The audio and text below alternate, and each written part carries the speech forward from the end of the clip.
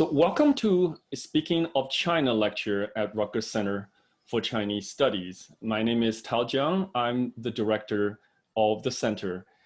So let me first thank all the sponsors, co-sponsors whose generous support makes today's events possible. So Rutgers Global China Office, the Anna Morgan Fund of the Religion Department in the School of Arts and Sciences, and the Department of Journalism and Media Studies in the School of Communication and Information. So thank you for supporting us. So please feel free to pose questions in the Q&A section on the webinar. My colleague Tanya Sargent from Rutgers Graduate School of Education and I will be fielding questions during the Q&A period. So our guest today is Ian Johnson. Many people in this audience are probably familiar with him and his body of works. Johnson is a Pulitzer-Prize winning writer whose writing focusing on society, religion, and history. He first went to China as a student in Beijing from 1984 to 85, and then in Taipei from 86 to 88. He later worked as a newspaper correspondent in China from 94 to 96 with Baltimore's The Sun, and later worked as a, from 97 to 2001 was the Wall Street Journal, where he covered macroeconomics, China's entry into the WTO, and social issues. In 2009, Johnson returned to China and had since lived there till pretty recent till March, as a writer for the New York Times, the New York Review of Books, and other publications. He's the author of several books, most recently, The Souls of China, The Return of Religion Under Mao, which was published in 2017 by Pantheon. He's currently in London. So Johnson has won the Pulitzer Prize for his coverage of China, as well as 2 awards from the Overseas Press Club and an award from the Society of Professional Journalists. In 2017, he won Stanford University's Sorenstein Journalism Award for his body of works covering Asia. In 2019, he won the American Academy of Religion's Best In-Depth News Writing Award. He's right now the winner of the National Endowment for the Humanities Public Scholar Program for a new book he's writing on China's unofficial history. So we're really delighted to have this opportunity to pick your brain on China today.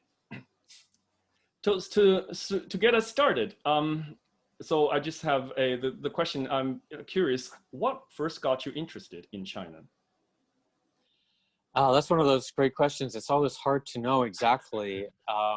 My father always takes credit for it because he worked for a Hong Kong company, Swire, which in Chinese that's Taigu, and they own Cathay Pacific Airlines. They owned a lot of real estate, and he went to Hong Kong on numerous occasions from, well, I grew up in Canada initially and then moved to the United States. And as in high school, and so maybe that got me interested. I think I was just always interested in other parts of the world and wanted to think of, and I guess you could also say at that time Sino-US relations had just normalized, and there was a lot of interest in China, and so I took Chinese. There was a language requirement at the university, and I took Chinese sort of as a lark because I thought, oh, I need a language requirement. It's something different. I grew up in Montreal. I already spoke some, French was pretty good. So I thought not another European language. And then I had a very, very good teacher, Chauncey Chu, at the University of Florida. He's a linguist. He's retired now. And he was a fantastic Chinese language teacher. And he made Chinese so fun, so interesting, like, puzzle and so on. And he was great with grammar. And so then I just thought, oh, I'd sign up for another year. And then before I knew it, I'm like, oh God, It's like a cult, you know. And so it's like a black hole sucked me in. I can't escape. And so That's that how was life gets ruined. Yes. ruined. No, it's great. And then and then they had an exchange program with Peking University, and so I went there in '84. And then realized how bad my Chinese really was. And so then after graduating, I went to Taiwan, because at that time, it was a lot easier to get a visa to go to Taiwan and study. And then also at that time, I think the training, the educational method was better in Taiwan than in mainland China. I think it's probably evened out. But there's a place there called the Mandarin Training Center at Taiwan National Normal University at Shida, this Guoyu Zhongxin, and then so there I learned more Chinese, and I just thought that this would be great if I could somehow combine it with journalism at some point in the future.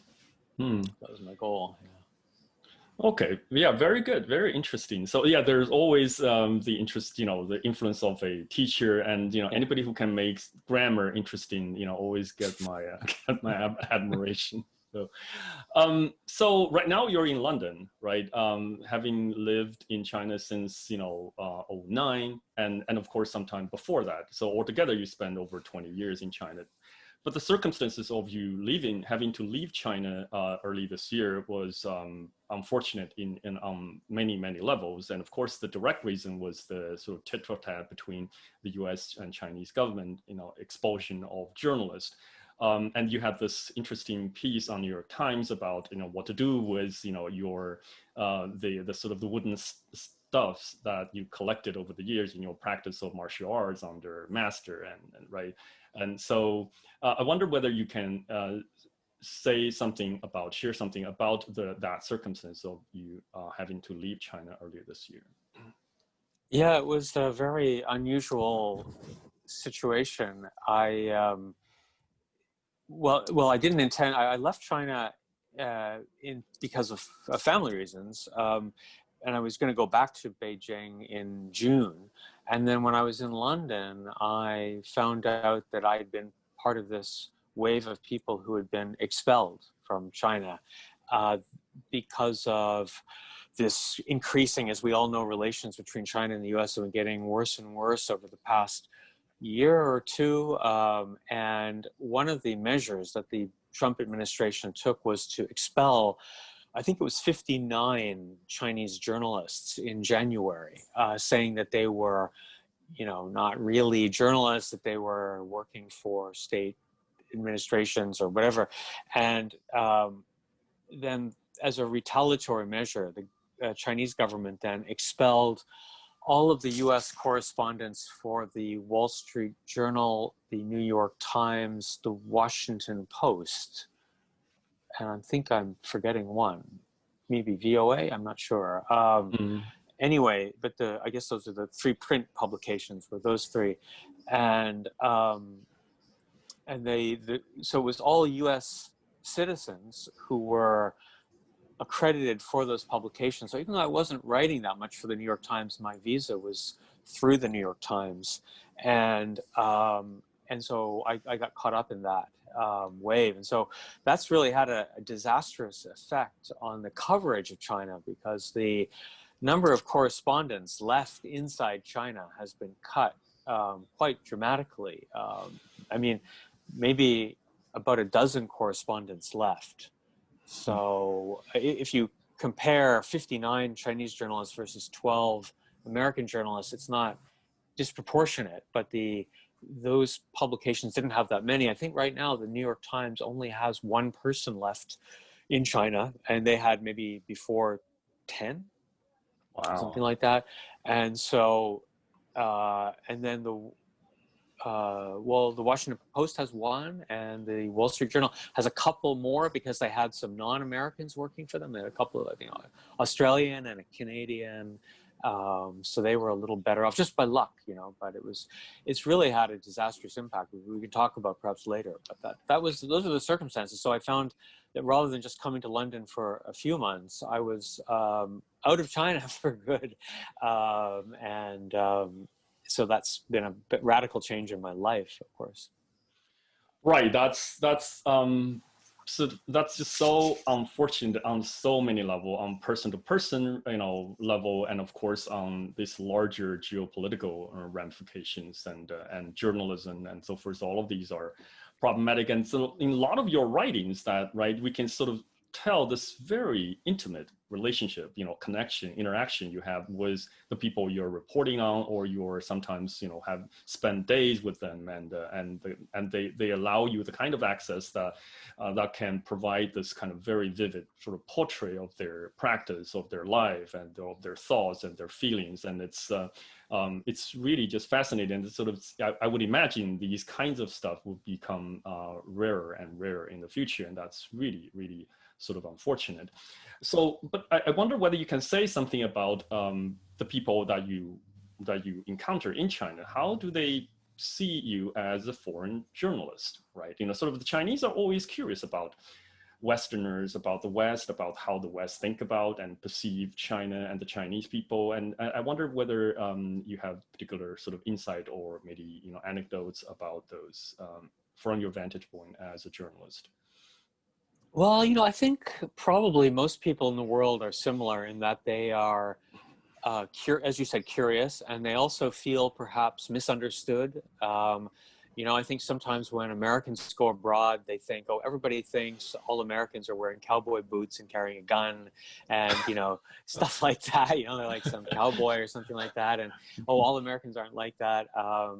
And so similarly, Chinese people think that their country isn't very well understood, that there's, and I feel like, I feel also that Chinese are quite eager to talk to people about their lives and about their country, as long as you're respectful, as long as you're showing, I think, sincere interest. If you're taking the time to get to know them and to spend time with them, then I think that helps a lot. So spending the time is important, not just because it's important to spend time to get more information, but for building trust. And I think that initially a lot of it is somewhat similar to how an anthropologist would work, in that you can't just, you can, sometimes journalism is very time sensitive. You need to do an article really quickly, and you need to quickly get a quote from somebody. But if you want to do long form stuff, you have to spend time with people and build trust and show that you're sincere and that you know something about the topic. And then I think people are quite open. I find Chinese people are actually often quite talkative, and like to have you very hospitable and come into their homes and stuff like that. Yeah, sure, some people are suspicious, but overall quite open. Right. Yes, that's true, and it's and the kind of interaction, especially comes through in your long writings, in these long form, and especially coming through in your book, which we will talk about later. So just on that topic, where do you think, as let's say an American, what's the sort of some of the easiest stuff to miss or to misunderstand China and the Chinese people, and the kind of stuff that that seems to be floating in the air, something what might not be obvious? Well, I think it's easy to assume that everything in China is about politics, and because we, of course, when you're writing in the media, you take a big interest in bilateral issues or political issues such as human rights issues, and that's important to cover those issues. But a lot of this doesn't really have a direct impact on most people in China. And so sometimes the government for them is kind of like the weather. It's something that you might like or you might not like, but you can't really change it, right? And so I think that sometimes going in there and fixating on everything being a human rights issue is a mistake. It's not. I'm not trying to say we shouldn't cover that or that's unimportant, but that often is not what is first on people's minds. Like, for example, in the destruction of the old cities, say of Beijing or other cities around China, the destruction of this to modernize them. A lot of people will look at it a lot of foreigners will immediately go in there and look at this as a human rights issue, or property rights, or heritage. but for a lot of people, it's quite a pragmatic issue. Like, am I being paid enough so I can afford a new place? And so a lot of issues in China are not directly related to elite politics. You know, a lot of people don't really care about Xi Jinping, or if anything, they like Xi Jinping. And they don't, so those things are not primarily on people's minds. Not that there isn't a link to those things ultimately in many of these issues, such as, say, tearing down the old city, but that's not the first thing people think about. So I think that those things are important to think about and to have as a meta framework or narrative when looking at it, but not the initial thing that concern people. So that's one thing. Right. It's interesting that you said for Chinese people that the government is like the weather, and it's, you know, sort of. I mean, that it's you know, sort of it's actually interesting from a historical perspective, and it's so from the early Fajia thinkers, right? The so-called legalist thinker like the Shen Dao, like the Han Feizi, they're conceptualizing the political apparatus, the sort of bureaucratic apparatus, like the heaven. So they want the sort of the state to function like the sort of the natural force, to blend into the natural force. So then it would, as if, you know, that's the sort of the ideal kind of state, which is an interesting phenomenon. So and, you know, so you brought this issue of this the destruction of a lot of these old buildings, and to pave way for new building, for something that's new. And we know China has gone through radical transformation in that regard, and sort of, so it's probably the newest country on the earth in terms of sort of the new stuff, you know, high speed line and bridges, and, you know, whatever fancy sort of buildings and concert halls and all kinds of stuff. So and I think that, you know, I read in your account that your opinion of this probably has shifted from earlier, that, you know, that it might be early on thought of this as as being destructive of cultural heritage, and now you tend to see it as, you know, that's the sort of the pragmatic way of Chinese trying to navigate, trying to rebuild, and trying to build into the future. So this raises an interesting question about the Chinese relationship with the past, right? You know, so the Chinese tend to be proud, you know, of their culture and history, and just like, you know, anybody who has a long history and long, you know, tradition. And of course, the Chinese went through a very long period in, you know, early modern, in this sort of from the middle of 19th century. So their attitude towards the past is, you know, somewhat ambivalent, right? On the one hand, it might be more, you know, proud, but then on the other hand, they're also sort of engaged in this very sort of widespread sort of remaking of China. So, and this point was really made really clear to me when I visited Rome last year. Then when I compare Rome with, let's say, Beijing or Xi'an, these other, you know, so comparable, you know, sort of ancient city. I mean, Beijing is not as ancient as Rome, but Xi'an, for example, or even Chengdu, and these major sort of Chinese city with ancient root. And then the kind of the degree to which the Rome was able to preserve a lot of the sort of the history, at least it looks to a tourist at least.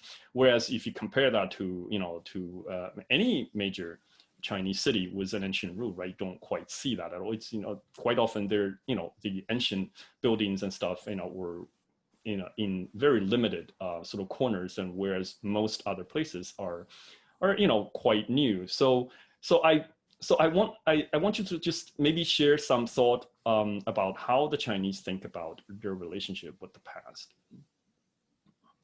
Well, one way that I think the past is perhaps different is that what really matters to people, I think the primary or the highest cultural form in China, you could say, is calligraphy and writing and that sort of thing. So I think the books matter. Having this written record really matters. This is where people will live, and I guess we all live in sort of virtual worlds, in our imaginary worlds, what we think of our country being, or what the roots are. People in China will often say, oh, the United States just has 250 years of history or something like that.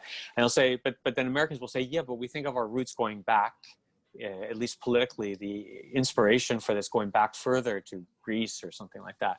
Right. And the architecture in Washington sort of tries to echo this Roman or Greek ideal and so on and so forth. So people sort of miss those things. And I think similarly for the Chinese, I don't want to say the buildings and the substance, the historical substance doesn't matter, because I think that, of course, China went through a terribly traumatic phase of history. You could say modernization or entry into modernity or whatever you want to call it. They're all sort of problematic terms, but starting in the middle of the 19th century and really only sort of ending in say the 21st, say the turn of the century.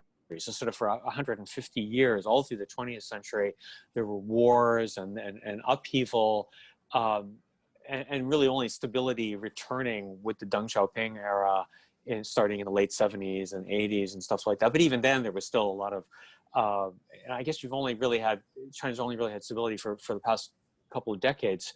So there has been just a lot of destruction. And you have to think of China as a country that sort of has been through wars. And I lived for a long time in Germany. And, it's similar when you look at, if you compare German cities to other European cities, not just World War II, but the trauma of the 30 Years' War. And so when you go to German cities, for example, you almost never see anything older than 300 years because it's all been sort of destroyed in the 30 Years' War. And then if you go to a city like Berlin, where there was just all this fighting and destruction, you also don't see a lot of really old buildings. And so it's similar to China. China also went through war, obviously, with Japan and other wars, but the real destruction was part of this societal turmoil that I think is only slowly abating, but maybe hasn't completely abated, actually. And that has led to a lot of the destruction. The doubting of the past, that the idea that to modernize, say, a city, you have to really get rid of the old stuff, that you can't, often the argument is, do you want to live in a hutong, like a little alleyway house that has no plumbing, has an outdoor outhouse, and blah, blah, blah, blah, blah. It's just terrible, cold in the winter and so on and so forth. Or do you want to live in a warm high rise with modern plumbing? And of course, most people are going to say, I want to live in the high rise because I've got running water and it's great, it's warm and all that stuff. But the idea that we could actually, modernize the hutong, put in plumbing and insulation and make it better, has almost not been done, except in some luxury cases or some isolated cases. Because I think there's this feeling that the past has been a burden, and that even though people are proud of the past and proud of the 5,000 years, the Wuqian Nian of history, and however one wants to analyze how many years it actually was, but it's a long history. But still, it's also seen as a burden and a problem. And that I think that people still, in the back of their minds, many people, if you want to think of China not as sort of as a macro, are doubtful about some traditions. And you still see it in how people treat some things like Chinese medicine, whether it's pushed by the government or opposed by skeptics. There's this big cultural battle behind it that doesn't allow for sort of even an objective analysis of whether something is effective or good or bad. So I still think those things have been playing out of the 19th and 20th centuries and are not completely abated. So that you still see a lot of cultural destruction, even when people are rebuilding stuff. The rebuilding is almost disrespectful. So you'll sort of say, oh, we're going to rebuild this hutong, but first we got to destroy the hutong. It's like, right. But there's nothing left. There's not like one brick that's older than 2 years old in this new hutong. And you're sort of like, but of course it looks like the old hutong, but it's this idea that the past is sometimes not worth saving. But in a mental sense, I still think people are very much attached to that, and people know many stories from the past. I think people in China are much more culturally literate about their past, especially newer generations. Maybe the people who went through the Mao era education had a harder time with that. But I think people can still recite poems by Li Bai or Du Fu. They all read that in high school in a way that I think a lot of people in Western countries can't do. So it's still that cultural literacy is still quite high. So that's interesting. Well, there were a lot of also in Chinese schooling, there are a lot of memorizations going on as well. So that's probably there's a lot. they can probably cite Memorize. memorize, and that's good for mathematics as well, right? Just remember all these formulas. So yeah, so there's one major sort of challenge, one major area of change in modern Chinese history coming to the contemporary era, of course, was the reappearance of Chinese religion. So the earlier during the sort of the more radical era, not just during the Mao era, but earlier and in the early 20th century, the sort of the what some historians call the radicalization of modern Chinese history. A lot of this sort of religious establishment and shrines and temples and practices and the guardians of these practices are just being either destroyed or forced into different line of work, and so there was a lot of that going on. But then, of course, since the opening reform and open era in the late 70s and the 80s. So that space opened up, and so there's some term in recent years as well. But so you wrote this very nicely in your book, the Souls of China. So it's religion and faith offer ways of looking for an age-old tradition, age-old question that all people everywhere struggle to answer. Why are we here? What really makes us happy?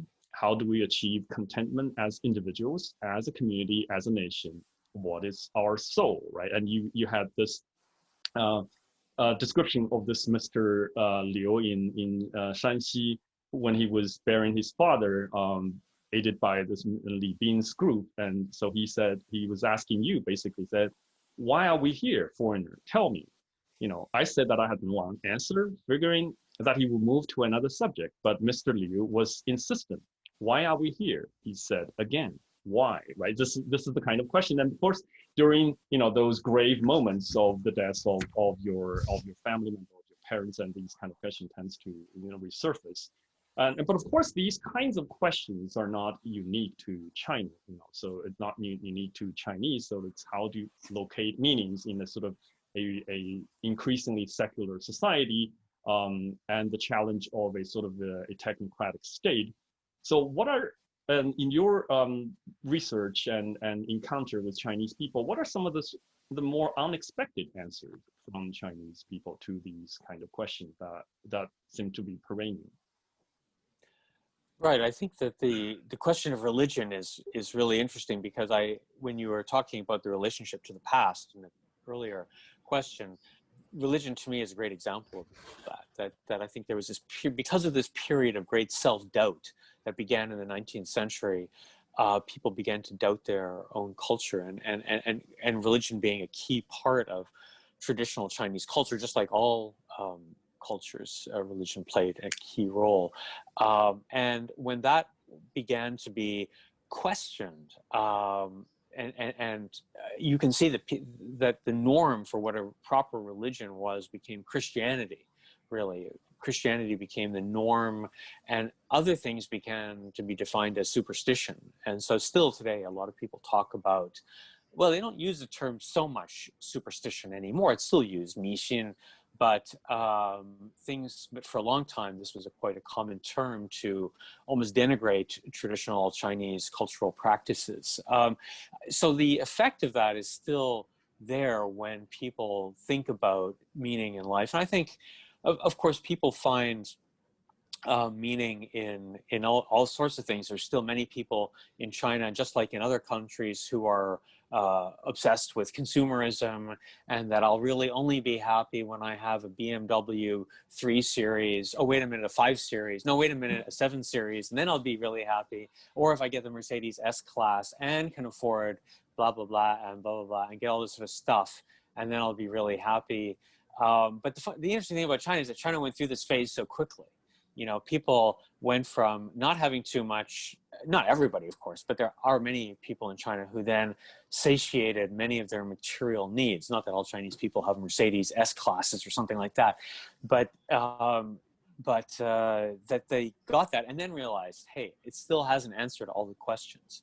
And of course, then like in other countries, people will find a lot of value in family and like a real retreat to the family, that the absolute most important thing. You can still see that in some way in the absolute primacy of having to have a child. Like in China, much more so than in, say, the United States, you absolutely sort of have to get married and you have to have a child. Then you can divorce, right? And you can take the kid and dump the kid off with the grandparents and like, you know, only see them on weekends or send them off to a boarding school. But you have to get married and have to have a kid, and then you kind of like done your duty. And it's not because of ancestor worship or anything like that, because nobody really expects that there's, you know, going to be a great, you know, Qingming ceremony, a tomb sweeping ceremony every year for grandpa because of that. But I think it's just sort of that this is sort of seen as a way to to create a family. That family is just so important. At least you've got that. At least you've got a child in your life. That's something that nobody can sort of take away from you. I think, so you see that. And I mean, there's a lot of interesting different things that people do. People will, of course, people get involved in religion, or they get involved in sort of in civic affairs, although that gets a little sensitive. But I know some people, for example, will join things that have a quasi-religious meaning. One friend of mine joined a retreat run by a Buddhist monk, but not really officially Buddhist, and it's held in a hotel retreat sort of thing. And you go there for a weekend and you fast and you don't eat. This is great. You don't even have to provide food for the people because they're fasting, right? It's a great business model. Go to the hotel and don't eat anything. And then, no, but I mean, seriously, they go and fast and then have some lectures on Buddhism and then practice calligraphy, maybe write something and just sort of clear your mind like that. And of course, if you ask somebody like that, they'll say, oh, I'm not religious. This is just a cultural practice. I'm just going to practice calligraphy, fast. It's like a yoga retreat or something like that. But these sorts of things are quite common. Personal salvation, very similar to in Western countries, where you have this sort of cultural eclecticism where people will take a little bit of this, a little bit of that. You know, Tibetan Buddhism is quite popular among Han Chinese for that reason also. And so there's a huge variety of things that people do, just like in other countries. But many of them do have a quasi spiritual element to it, even if the word religion is still somewhat sensitive, because religion implies something organized. You've got to be a member, and it's got a hierarchy, and maybe that's a little too complicated, or maybe it even has a political aspect, because religions are supposed to be all managed by the state. But if you just say spiritual pursuits, there's a lot of those kinds of things that people do.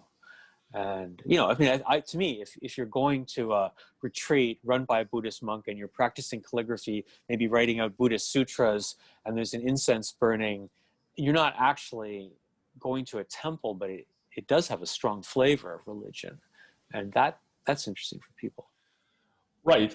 Right. So really interesting. So you brought up this very problematic category of religion, right? You know, the word religion, or 宗教, is translated in contemporary Chinese and then borrowed from Japan. So the Chinese have ambivalent attitude towards religion, and then they, quite many of them are reluctant to use the word to describe whatever it is that they practice or even believe. And I remember my dad, when my grandfather, his father, died, and so there were, after some days pass, after the burial, then you need to visit, the son needs to visit the grave and so forth. So, but my dad didn't do that. So then he had a dream of my grandfather just asking him, why haven't you visited me, right? So he immediately, went, just stopped everything and then went back to his, hometown, and then sweep the tomb and so forth. So when I was trying to use the category of religion, I'll say, oh, that's a kind of religious sentiment. He said, no, that's not religion. It's just some dream, and it's, something my dad is, communicating with me. This is something that I need to do to pacify his spirit, and right. So it's a interesting. And also in your book, you also said that some people from, for example, these Miaofengsan, sort of pilgrims, and they something like, this is culture, and drawing out the word culture. It's not religion. This is not politics. Got it, right? This guy is really, so this guy is really sort of gung-ho about making a hard distinction between religion and politics, or between, let's say, between culture and politics, and then align religion more closely with politics, in the way that Chinese map these terms. So do you have any comment on that, right? Which is really sort of interesting. So that begs the question of how, so what category, how is it that we're describing something, what words to use in communicating with the Chinese, and it's not a straight up translation. Yeah, I think it's always important in asking these questions in China, but I think probably also elsewhere, to ask what people do rather than trying to find a label for what they do. Like, rather than asking, do you believe in religion, or are you religious? A lot of people say, oh no, I'm not religious. But then if you actually say, but however, I always do this, this, this, and you actually get to find out what they do, then you'll say, well, that actually sounds kind of religious. However you want to define religion. Of course, this is one of these terms that you can define in many ways. But it's similar, in the West, where people are uncomfortable with, they'll always say organized religion. Oh, I don't like organized religion, but I'm sort of a spiritual person, or I believe in this or that, or they, organized religion is seen as too hierarchical, and everybody nowadays is an individualist. So nobody wants to be told what to do, but they are still looking for an answer. They want to be told what to do, kind of, but they just don't want it to be too obvious, right? So that's why that term I was meant, cultural eclecticism, or like a smorgasbord, like a cafeteria where you go and take a little bit of this and a little bit of meat, a little bit of chicken and potato and this and that. It's similar sometimes with spiritual practices, where people, you'll see they'll have, a person I know in Beijing has driven to Tibet, drove his Jeep up to Tibet with a couple of other people. They drove to Tibet and they met a Rinpoche, and, they spent a week there, and, he has in his rear view mirror of his car, he's got a Tibetan prayer wheel and that sort of thing. But he would not say he's religious. This was something, he was also, like a lot of religious things also, it has a community effect. It satisfies many different things, actually. So for him, it was also fun driving your Jeep all the way to Tibet. It was like an adventure. It satisfied a lot of different things. It was also maybe even quite a patriotic thing to show, driving all the way to the Tibetan plateau up there and seeing this stuff. But I think that people, clearly are looking for answers to big questions, and people find it in different ways. It's not as if everybody is a closet practitioner of religion. It's not just, if we just define it, they're all religious. Of course not. Many people are not religious, or they see, they take refuge in nationalism or other things like that, or sports, whatever. So. Right. So and one element that comes through in your book, I think it's the religion has a lot of impact in reshaping people's relationship with each other, and sort of in terms of rebuilding certain trust, right? Given that the radical change that has taken place, and then it's sort of who you should trust, and I so that's always a challenge in terms of the for people or country or state that's going through really radical changes. I think that's going to be an increasing issue even in the West, right? So I like this this particular passage that you wrote. I thought it was really interesting. That trust had to be triangulated. I can trust that this bottle of liquor is not fake because my cousin's brother-in-law works at the distillery. This rice doesn't have pesticide because it is from a village where an old classmate still has relatives. This doctor won't toss me out of his office after 30 seconds because he's my 8th cousin's daughter. Even if people did not really believe these tenuous ties amount to anything, they clung to them, hoping that they weren't being cheated, even though they knew they were. So that's the sort of the backdrop of all of this. And then for this group that you were covering, that they were able to trust each other even though they were not blood related, right? They're not relatives, but then they shared this particular practice and these rituals, and so then they're able to trust each other. And in some ways, that this is, again, it's one of those sort of sources of meaning and connection that religion or some form of religious practice would provide, right? That's outside of the sort of context. You can see in other countries also the rise of Protestantism in South Korea, for example, when you have people flooding into cities with mass migration. Even you're coming from a village where you knew everybody, you're coming into a big city, anonymous, you don't know other people. Religion can be an instant community. And it's the same, even if you lived in Beijing, you're a Beijinger and you're a Pekinger, but the alleyways have been torn down, and you all used to live almost like in quasi little villages in Beijing, and now you're in a high rise and people have been scattered. They're not all, I mean, sometimes they do live in the same housing block, but sometimes in very different ones.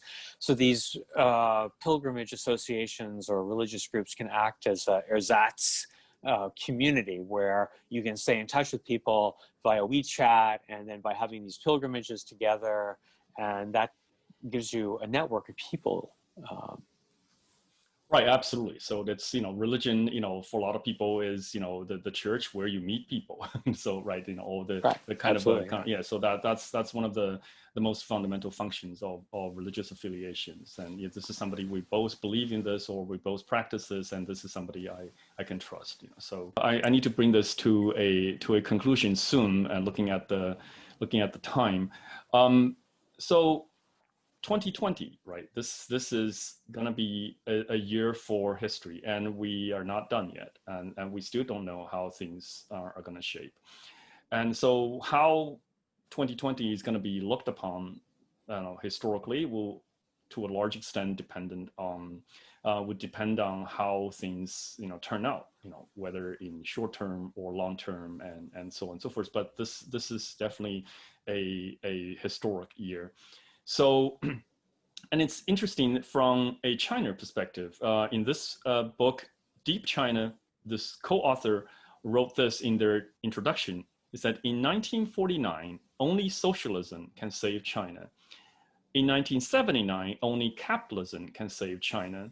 In 1989, only China can save socialism. In 2009, only China can save capitalism. I might even add, in 2020, maybe only China can save the world. So it's a very interesting way of seeing sort of where China is and would be in the world, right? Coming from this trajectory, and we're in the thickets of 2020. So I wonder whether you can share some thoughts about what do you think as the place of China in relative short or long term in that trajectory.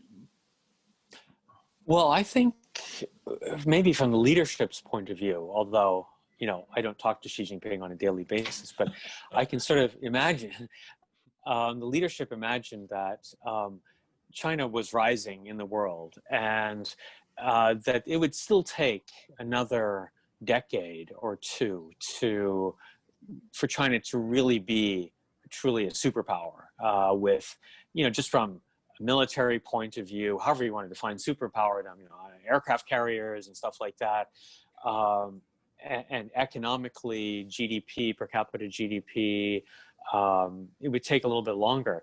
But this is almost, from the government's point of view, almost a historic opportunity, because so many countries in the West, starting with the United States, the still dominant superpower, have sort of abdicated their role and have seemed to be doing nothing positive, and rather been sort of a terrible example with the pandemic, the number of people dead in the US and the way it's been treated and handled and so on, the partisan bickering all the time. So I think for China, for the government, it's probably a kind of golden opportunity to assert itself, and we can see the government has been quite assertive in dealing with India border disputes recently, or in dealing with Hong Kong, sort of once and for all get Hong Kong under control. After all this 20 years of nonsense going back and forth in these different protests, they finally just get this thing dealt with. Kind of, you get that attitude that this is sort of like just sort of frustration, like okay, enough of this stuff. Like let's just, it's like a child who hasn't been, bu guai, you just finally just need to lay down the law and just sort of get this thing settled. And maybe, in another era or another time, the government would have been more reticent to do that. And so I think that's one way to look at it. And maybe that's how the government views it. This is sort of really proof of China's rise. But I'm not sure that that's really the case. I still think there's a lot of unfinished business that China has to do. China, despite this, despite the debacle in countries like the United States with the pandemic and things like that, or geopolitically, China is still quite isolated. It doesn't have any substantial allies in the world. It still has quite unsettled border regions and countries that border it. And economically, it's made huge progress, as we know. And this was the year, of course, that the government was officially going to, I think it has declared poverty, absolute poverty, to be eliminated. So another sort of big moment. And to be sure, there's been a huge amount of progress done there. But still, whether China can make the next leap from a middle-income country to a high-income country is still very much an open question. A lot of countries have actually made it to this level of mid-income countries. Many countries in Latin America made it there, and it was hard to get out of that mid-income trap, as the economists often call it. So there's a lot of things that probably still have to happen, and I think that the risk is maybe that this year brings to a head is overconfidence. That the sort of feeling that the reform era is over, we don't really need to reform that much, that there doesn't have to be systemic change, that basically this system needs to be just perfected, and then that will be good enough. And so you get this feeling pretty much that this is how the government views it. And I think that would be a big mistake in the long term. If that's the lessons of 2020, that boy, we got this, it shows our system really is superior. And that's not just some rhetorical or PR position, but we really believe that. And that we don't need to have more citizen input into government, and forget about some sort of democracy, but just more genuine participation at the grassroots level, more genuine volunteers and stuff like that. I think that's a risk for any system, because all systems have to keep reforming. And you see that in the United States. The failure to reform, the sort of sclerosis in the United States, is sort of because systems haven't been able to change fast enough. And I think that China faces that also. So I think that this year, we always look at historic turning points, and it's better to look at them later. Like it's easy to say this year is a turning point. And maybe some years really were. 1989, fall of the Berlin Wall, Tiananmen, that really was a historic turning point. At the time, people recognized it, and it was a turning point. 2020 will be a turning point, but I think it's very much open as to what it was. Is this going to be is this mark the beginning of the Chinese century, which is maybe how some people in Beijing think of it? Or is it the time when it wasn't the beginning of the Chinese century, that demographic problems, economic problems stuck with China, the failure to reform, etc., stuck with it, and that it marked not a decline in China, but not that this trajectory that was going upward like that began to sort of level off through false confidence and things like that. So I think it's very, very much open how 2020 will be interpreted. Right, I agree that it's still very much in flux, and we're not over yet. So we're only September. So a few months yet to go. Yes, there are a few months to go. Yes, still one full quarter to go yet. So the last question. So do you have any advice for our students who might be interested in learning more about China, or maybe even developing a career that has a significant China component? Well, yeah, I think the most important thing that I can tell you is to make every effort to go to China and go to China as much as possible, find opportunities to do internships there, go there for language training, find a way to get to the country. I think there's nothing like firsthand experience. I think one of the problems facing journalism, but anything nowadays, is we have this false impression that through the internet we kind of know what's going on, that we can, through Google Translate, we don't really need to learn the language, it's more or less good enough. We can just hit the translate button and we got the thing done, and we can we can get the sense of a place from afar. And so much of how we interpret things now are very much through clever Twitter feeds and social media postings, rather than the real experience of life, which is much more complicated than that.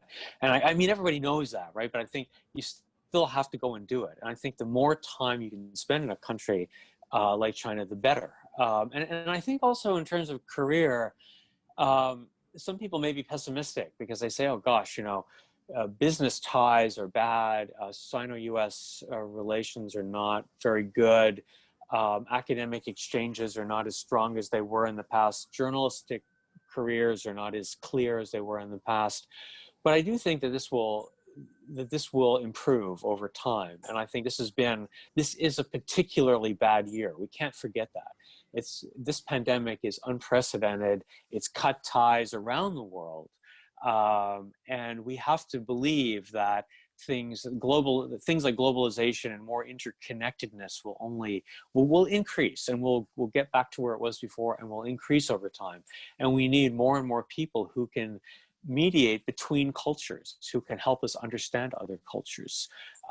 So I think that now is not the time to give up. It's like if you think of buying stocks in the stock market, don't sell at the bottom of the market. This is the bottom of the market. Don't get out now. Now's the time to get in. Because by the time you finish, then the market will be going back up, and they'll need people in a couple of years. So it would be a stupid thing to sell your shares at the bottom of the market. Now's the time to buy. So now's the time to invest in learning other languages and stuff like that. All right. I think the stock market tip is especially helpful. I used to work at the Wall Street Journal, so it comes naturally. Right. Well, thank you so much. So let's bring the conversation part of this to an end. So Tanya, my colleague, would start to field questions from the Q&A. And so anybody, feel free to pose your question in the Q&A section. So Tanya. Thank you. Thank you so much for this wonderful talk linking past, present, future, China together, the religion, culture, politics. I want to pull together several questions in the question and answer about, there's an interest in Buddhism in contemporary China, sort of related to, is it safe? How is Buddhism regarded in China? Can people be a Buddhist freely, or do they have to do it mainly in secret? Does this vary depending on where you are in China? Do you think Chinese people are afraid of being recognized as religious? And then another question related is that some Han Chinese, you had mentioned that some Han Chinese are interested in Tibetan Buddhism, at least as a spiritual or cultural practice, but that was surprising to this person because they thought Tibet was viewed as backward or behind the times. So could you talk a bit more about Tibetan Buddhism? And then there was a question also related to spirituality versus religion. So you're saying there's no actual spirituality, but there's really just religion. So these kinds of issues were being asked in the question and answer. Yeah, well, those are all great questions. Buddhism is, in the 19th and 20th century, religions that were maybe viewed as indigenous Chinese religions. Obviously, Buddhism didn't start in China, but it was seen as a part of the Chinese cultural system. They were viewed as sort of backward often, and there were efforts to modernize Buddhism, but by and large, Buddhism and Taoism and folk religious practices were sort of viewed as inferior to the Abrahamic faith, especially Christianity, which was seen as sort of, the gold standard for how a real religion should be, with a fixed place of worship once a week, with a clear holy scripture, the Bible, and so Buddhism struggled to sort of catch up with this. There were various reform movements in the 20th century. But I think now it's not like that at all. I think there are 5 religious groups that are officially recognized in China. There's Buddhism, Taoism, Islam, and then Christianity is cut in 2 for administrative purposes, Protestantism and Catholicism. I think that, and then the folk religious practices that I mentioned are not officially religions, but they're viewed as culture. Those indigenous religions are now viewed by the government as more favorably than the other religions. I think it's easier to be a Buddhist or Taoist or practice folk religion than perhaps to be a Christian or a Muslim. Of course, Islam is primarily limited to 10 ethnic minorities and including border regions like Xinjiang, and that's another whole complex of questions we can get into. But in terms of Buddhism, Buddhism is viewed as not challenging the state. From the government's point of view, I think they think that Buddhism and Taoism and folk religion are more or less indigenous or indigenized religions. They're not contrary. They've existed in China for hundreds and hundreds of years. They're okay. The question about Tibetan Buddhism, Tibet is viewed as sort of a backward part of the country by some people, but it's also viewed as a very beautiful, a very pure part of the country, literally with clean air and clean water, and there's some mineral water is supposed to come from Tibet. It's the best mineral water. And so too the Tibetan religious practices. Excuse me. So I think that Tibetan religious practices, it also has a ritual element that people find appealing, or some people find appealing, personal gurus. And, it used to be up until recently in Beijing near the Lama temple, the Yonghe Gong, there were all kinds of little tea houses and Tibetan restaurants, and people would go there and meet visiting monks from Tibet who were visiting Beijing, and go there to get some counseling or some advice and stuff like that. So, and through social media like Wechat, there are groups that discuss these things, or where people around a certain monk will share information and things like that. So I think Buddhism and Tibetan Buddhism are still quite popular, independent of how people view Tibet. The question of spiritualism versus religion, I don't mean to say that all people are spiritual or religious. I just mean that sometimes it's easier for people to use the word faith, 信仰, in China than religion, 宗教. Religion is a loaded word.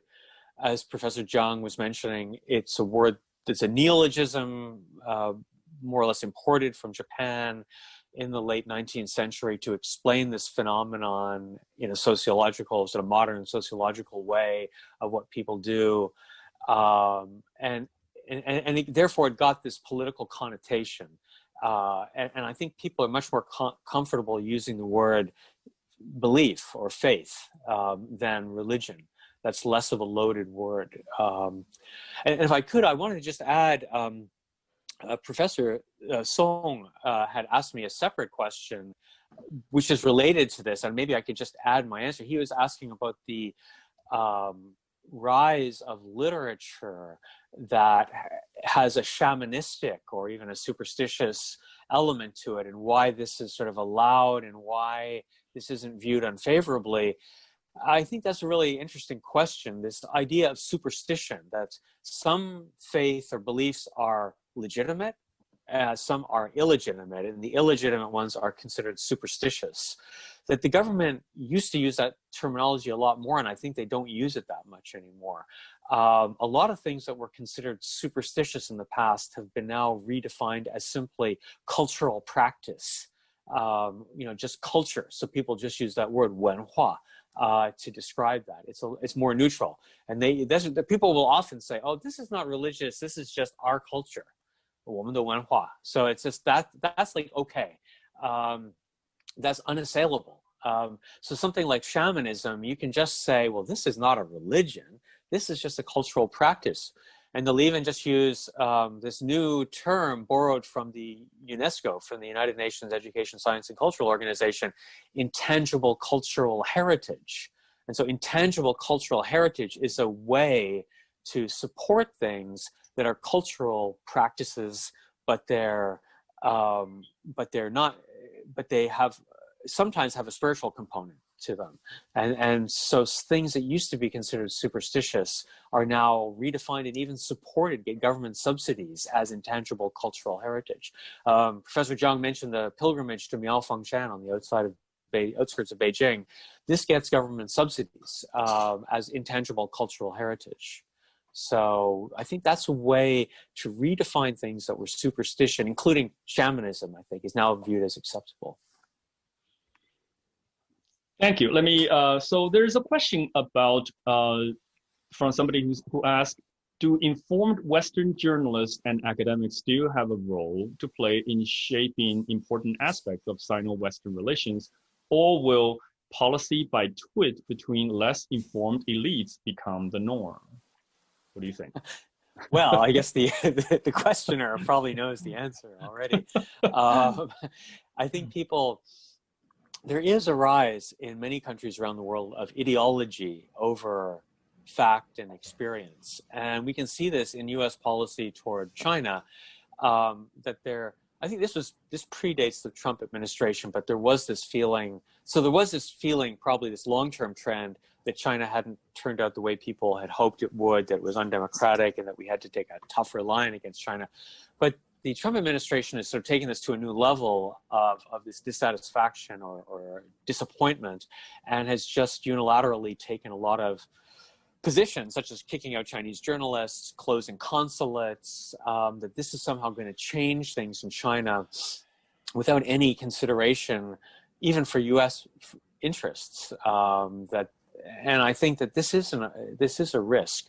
I remember when the U.S. decision was to close the Chinese consulate in Houston, I put on Twitter, I said, you can be guaranteed that within a week or two, China is going to close the U.S. consulate. It's probably be Chengdu or Wuhan. And of course, that's exactly what happened. And when that happened, I said, this is a terrible loss for the U.S. because the Chengdu consulate was a sort of window on Tibet. It was a Western China post, and that this was a huge loss. And then some people in the U.S. just tweeted back and said, who cares? We don't need to know what's going on there. We know what China's doing. You just have to have the correct ideological standpoint. And that sort of reminds me in the Cultural Revolution, when the key was not facts, but was just to have, whether the right ideological view, and then you can understand anything. You don't really need to have facts. You don't need to see things. You don't need to understand things in any way. There's no nuances left. Everything's black and white. I think this is a huge mistake. And I think most of the people in on this call would agree with that. But I think we have to guard against that in all matters nowadays. People really want quick and easy. I think because we're overwhelmed by problems in the world. There's just so many big problems. Environment is like the looming meta disaster behind almost everything here. That we just think there has to be some quick solution that will solve everything. So, related to the environment, somebody asks, when you were in China, how did you deal with daily air, water pollution, and food safety issues? Oh, I coughed. I have no problem. My lungs are fine. Well, no. I smoked. That was my solution. I think, if you're going to die of lung cancer at 60, you might as well start smoking. No, I think that you can take precautions. My view was I'm at home for 10 hours a day or 12 hours a day. You're sleeping hopefully 8 hours or something like that in your home. So I kept air filters on in my apartment, and I had an air quality monitor. All these things are quite inexpensive in China. You can get these air quality monitors for $15 or $20 in China, like about 100 yuan or something. And you can buy very good air filters now. That doesn't have to be expensive. There's all kinds of Chinese brands that do the same thing. Air filters are like the simplest technology. You just suck air through a filter and blow it out the other side. You don't need to spend hundreds and hundreds of dollars on air filters. And you can control at least the environment in your home. And then that gives you, half a day of good air. And then not all days in Beijing are bad. And when it is bad, then wear a face mask. And that's not that hard. Nowadays, with the pandemic, everyone's wearing face masks anyway. So it used to be kind of odd if you went out with a face mask, but now it's not that odd. So I don't think it's that bad. I think also China has made an effort to control this. I know some of it is government propaganda, but really the air quality in China objectively by all standards has gotten a lot better than it was 10 years ago.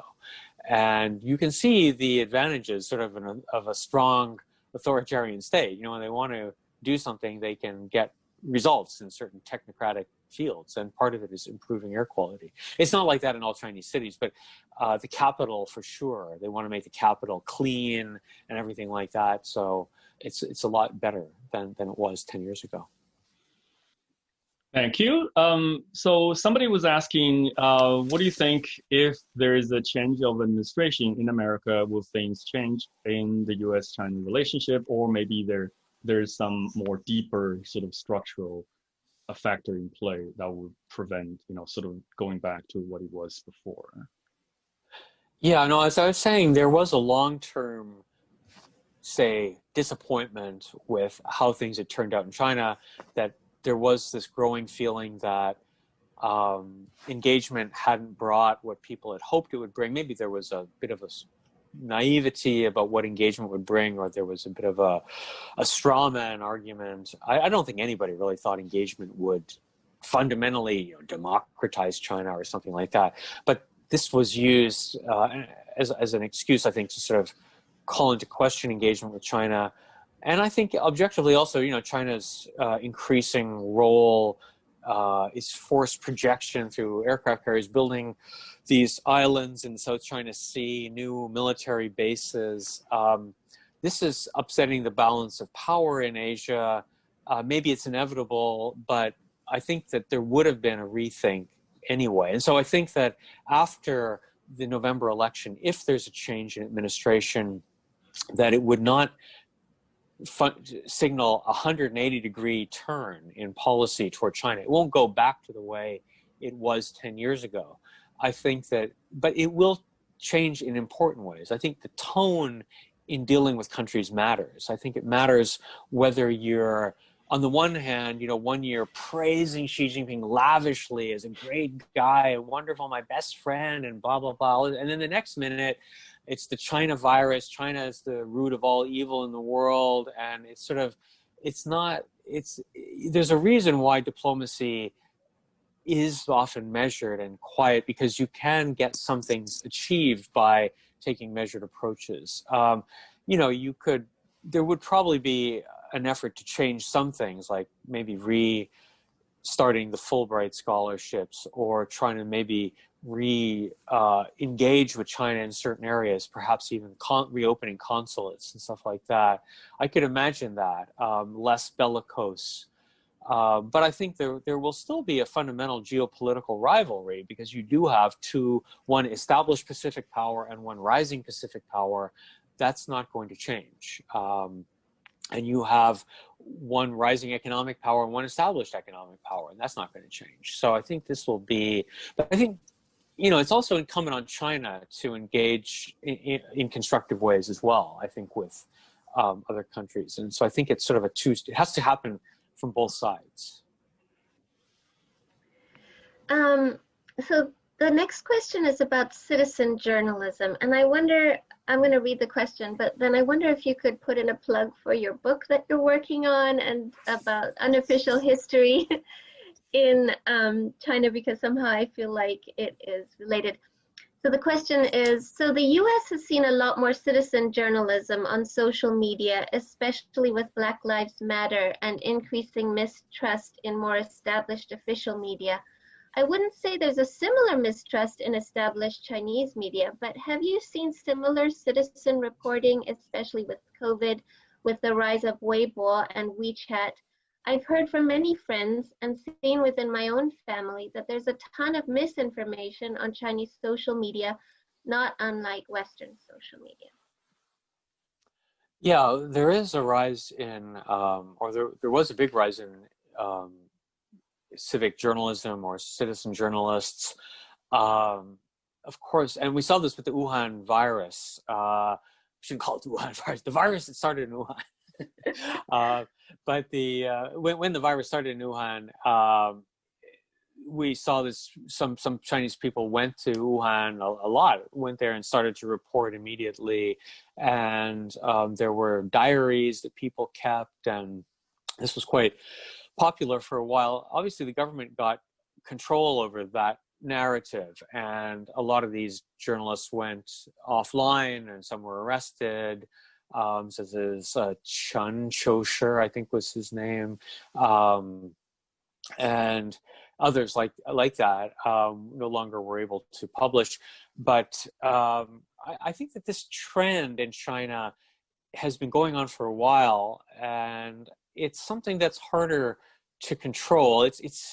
And this is the subject of my book that I'm working on unofficial history. So Minjian, like unofficial in that sense of histories, Minjian Lishu, the people researching history, writing unofficial historical journals, keeping journals that are published as PDFs, making documentary films. This has been going on for a while, and what strikes me is that this is going on still. It hasn't ended. There was a period 10 or 15 years ago when it was easier to see these things, that there were even independent film festivals in China, and that blogs like Weibo were more open.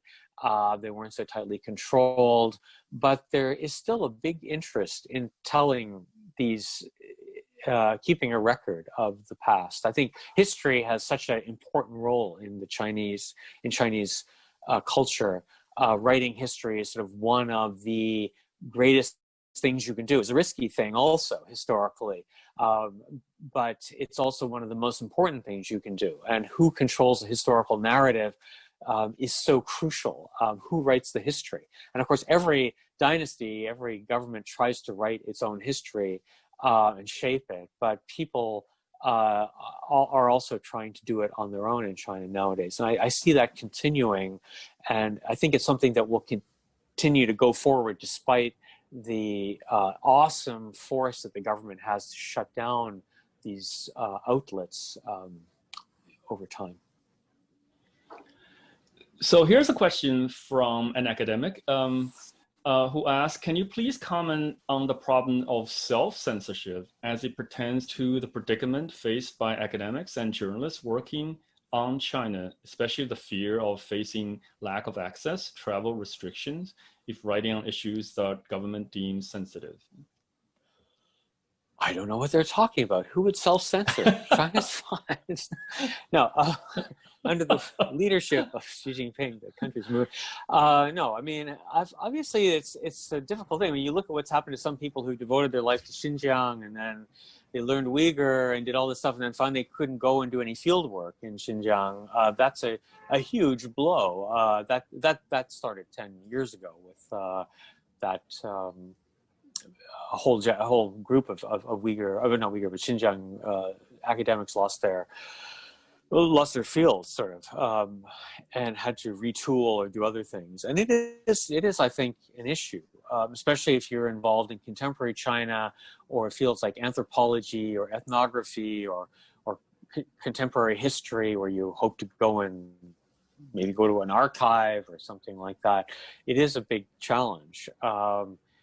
But I don't know. In terms of journalism, it's probably less important because most journalists don't intend to stay in China forever. It may be something that they're going to do for a while before they go off and do something else. And for some journalists, it can be a big career boost to get expelled from China, right? It's like, oh, I was expelled from China, then go on to my next job, I get a raise maybe. No, just something cynical. But for academics, it is potentially a problem. It's a problem also with commercialized universities, as universities become more dependent on doing business, frankly, around the world, that this becomes a big challenge. Then if you tick off a country, not just China, but other countries, if your Arabic studies department is mainly financed by generous donations from the Saudi government, then do you hire a scholar who's critical of the Saudi government? Then maybe that's the end of your funding. I mean, that's actually happened. And some universities have had huge amounts of money. It happened actually, 100 years ago in Harvard. The German Kaiser made this enormous donation to the sort of a German studies department at Harvard, and then World War I started, and then they had to, retool and change it from German studies, and it was going to be, the Kaiser Wilhelm Center or something like that. Mm-hmm. But this is something that universities face also with this increasing commercialization, and this running universities like a business, where they always sort of have to have ever increasing revenues, and endowments have to keep growing exponentially and stuff like that.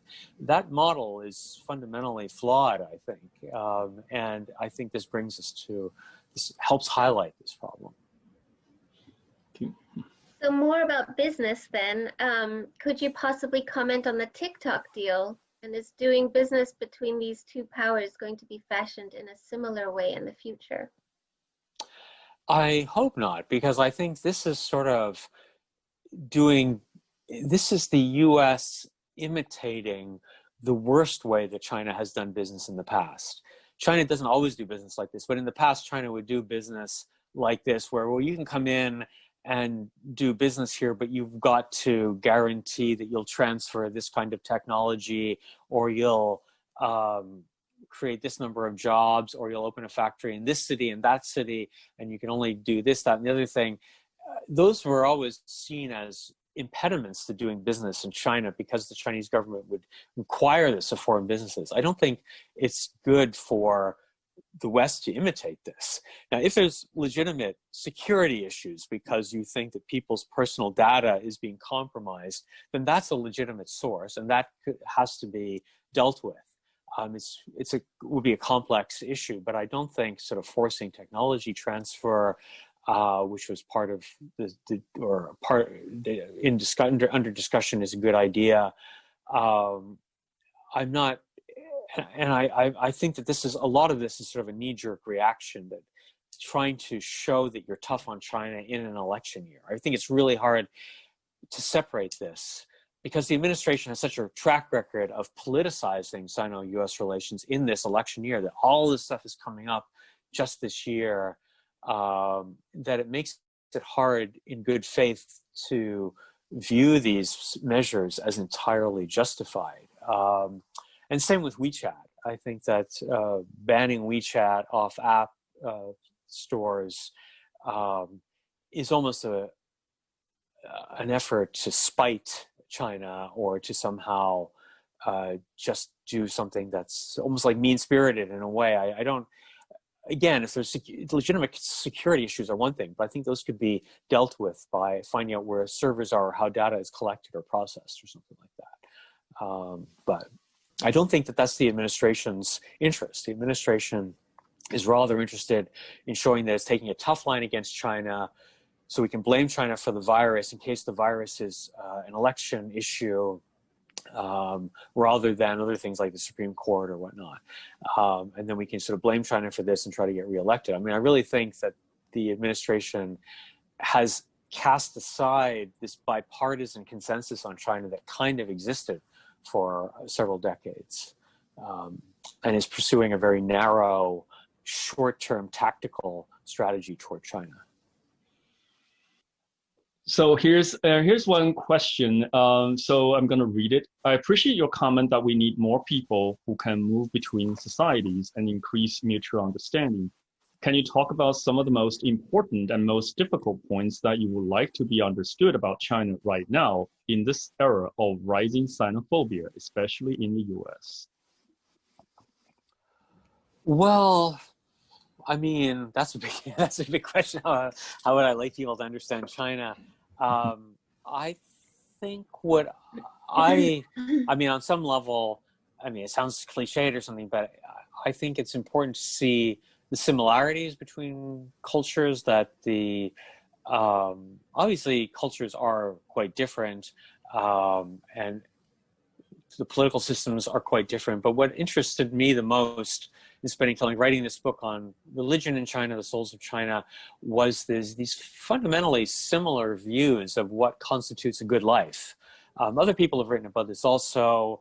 There's a project on happiness in China that was run by Richard Madsen from UC San Diego, and what is a good life in China? And so many of these things are very similar. I think Americans would recognize many of these issues, family and some sort of meaningful work and things like that. That trying to engage on that level is also important. It doesn't mean that we naively overlook what's going on in Xinjiang or Tibet or bases in the South China Sea, but that's not the only way to view a society. That there's just so many, that an interaction between countries and societies have so many levels, and that there's no contradiction. You're not being hypocritical if on the one hand you say, I don't like what's happening in South China Sea, I don't like what's happening in Xinjiang, but still I want engagement. I want people to go to China. I want to understand Chinese people. I want to spend time with China. I want to see the commonalities between the cultures. That isn't a way to whitewash the other stuff. And I think that's seeing multifaceted nature of human relations is what should really, is not, it's not just China, US, it's all kinds of different interactions around the world. That's how we should try to see things. That it is nuanced. I mean, the world is made up of a lot of grays. There are very few things that are just like black and white. So. Thank you. Do we have time for another question? Yeah, we can do maybe one more. So I have a question. So go ahead. Yeah, good. You please tell. Yeah, because I was looking at this particular question about I want to bring this last question to a topic on religion, right? So do you think that the rise of religion could undermine the nationalistic sentiment currently widespread in China and maybe in the US, as well as people might discover certain identity other than the nationalistic one, as well as moral codes that are at odds with nationalism? That's a hard question. I wish it were true. On the other hand, religion has often been used for nationalistic purposes and has often accommodated itself very well to the state. If we see how in European history, religion, all the countries in World War I, for example, marched off to the trenches with chaplains behind them and the national churches strongly supporting them and the bells pealing from the church towers as they marched off to war. We can see how religion can often be used to just back a national narrative. And we can see it also in the world today, and how religion is instrumentalized in Russia, how the Orthodox Church has become part of Putin's governing apparatus. And we can also see efforts, I think, by the Communist Party to support some religions, to make give preferential policies to some religions in hopes that they will be more pliant and won't ask as many questions and so on. If you're rebuilding temples, then people are going to feel obliged to you. But it is true that religions also can show, and ultimately they do provide a deeper sense of self and identity if one looks at religion deeply. In a narrow sense, religion often can be a handmaid to politics, but when viewed more deeply and profoundly, I think that religion does help soften national narratives, because we can see that there are people of the same faith in other countries, We can see the common aspirations among different religions. The interfaith dialogue shows that as well. So I think that it could help, but it's not a given. I think you mentioned this also in your book, The Souls of China, when you said religion provides morality and frames of reference for universal aspirations like justice, fairness, and decency that are higher than any particular government's agenda. And then, of course, out of this coming a China that is more than the hyper-mercantilist and fragile superpower as we know it. It's a country engaged in a global conversation that affects all of us, how to restore solidarity and values to societies that have made economics the basis of most decisions, perhaps because the Chinese traditions were so savagely attacked over the past decades and then replaced with such a naked form of capitalism. China might actually be at the forefront of this worldwide search for values. And then you conclude that these are the sort of universal aspirations, like people elsewhere in the world, Chinese people feel that these hopes are supported by something more than a particular government or law that's supported by heaven, the Tian, so then you cite the sort of the Shangshu, which was then cited in Mencius about heaven see as my people see, and heaven hears as my people hear. So those are sort of kind of a points to the sort of universalist aspect of some of these religious aspirations and so forth. So that's the optimistic view. Yeah. There you go. So we like to end something on an optimistic note. Yeah. So let's bring this to a conclusion. So we'd like to thank Yang for this wonderful conversation. Certainly gives us a lot to think about. And I want to thank my colleague Tanya for helping me to navigate the Q&A. And of course, I want to thank our, the people who work behind the scene, Nancy Rosario and Pete, our tech person who helped with the Zoom webinar. Well, thank you everybody for attending and for your contribution to the conversation. Have a good day. Thank you. Okay, thank you. Thanks very much.